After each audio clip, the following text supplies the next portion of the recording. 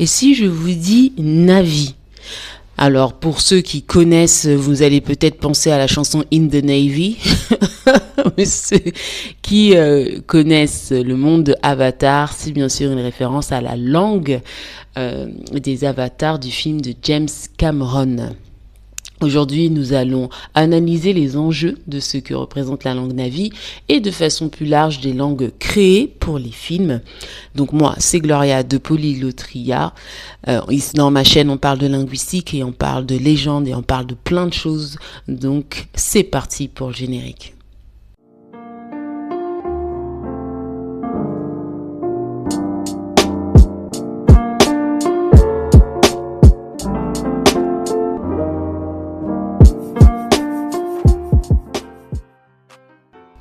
Oengati Kameye, I see you, ou je te vois, ou je vous vois, c'est la façon dont les Na'vi se saluent, en tout cas dans le film Avatar. Mais est-ce que vous connaissez son histoire? Il y a deux personnes qui sont très importantes pour l'origine d'Avatar. La première étant, en tout cas pour l'origine de la langue parlée, c'est Monsieur Frommer, Paul Frommer. C'est un professeur de l'Université de Californie du Sud qui a créé la langue d'Avatar pour sa sortie en 2009.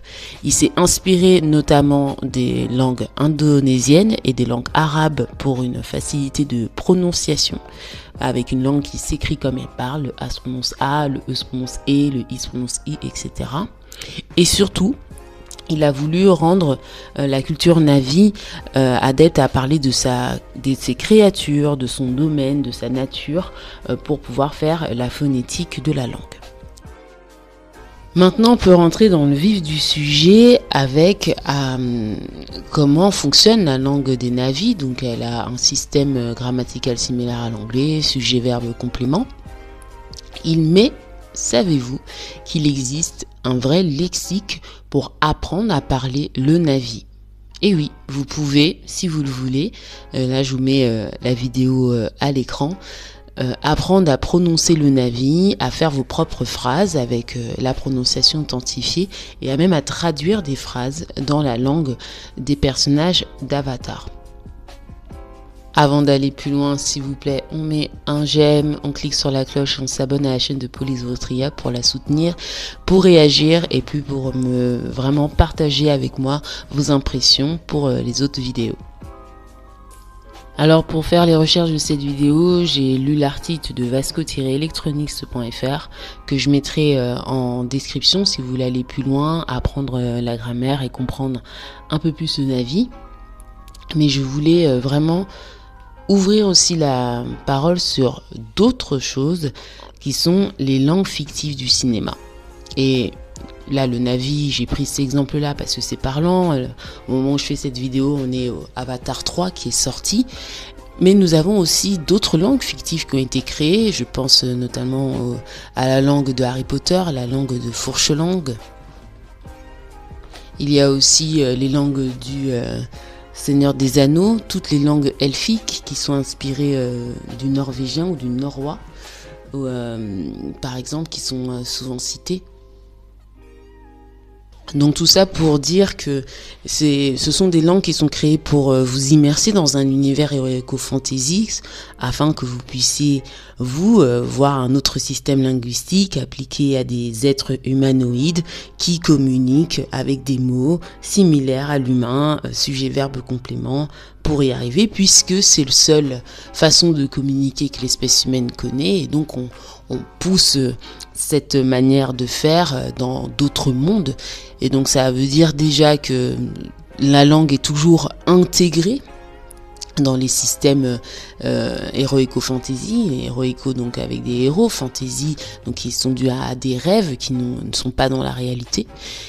Mais surtout, c'est assez fascinant pour moi parce qu'il y a toujours un vrai travail de mettre en place des systèmes de langues inspirées bien sûr de langues de notre planète. On va pas chercher d'autres systèmes, sauf dans Star Wars. Star Wars, là, ils ont été le dernier à mettre des langues uniques qu'aucun être humain ne peut parler. Les langues de Chewbacca, les langues des robots, c'était totalement inédit, avec des sons qui sont authentifiés uniquement à cet univers.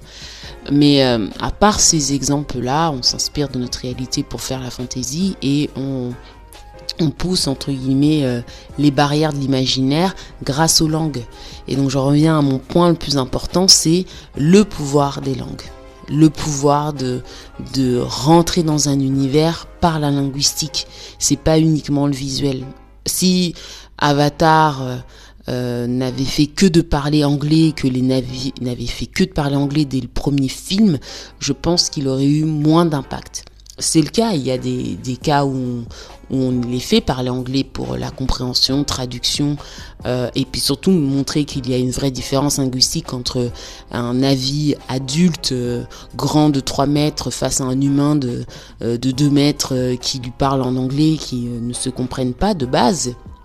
N'oublions pas que c'était une expérience qui est expliquée dans le film, si on revient dans le curseur du film, mais surtout c'est mettre que le monde seul n'est pas suffisant, que le fait d'avoir fait ce travail d'immersion linguistique a permis à ce que les personnes soient intriguées et se disent « Ouah, j'ai tellement envie d'apprendre le langage des Navis, j'ai mieux envie de le comprendre, j'ai mieux envie de comprendre leur culture » et ça passe par la langue. Donc c'était mon petit point sur les enjeux, en tout cas des langues fictives. Là on parle d'Avatar, on pourrait, si jamais vous voulez qu'il y ait une autre vidéo qui soit analysée en ce sens, n'hésitez pas à me mettre vos suggestions en commentaire. En tout cas, ce sera tout pour ce contenu, cette vidéo, ce podcast. N'hésitez pas à vous abonner une dernière fois et je vous dis à très bientôt pour un prochain contenu podcast. Prenez soin de vous. Ciao, ciao.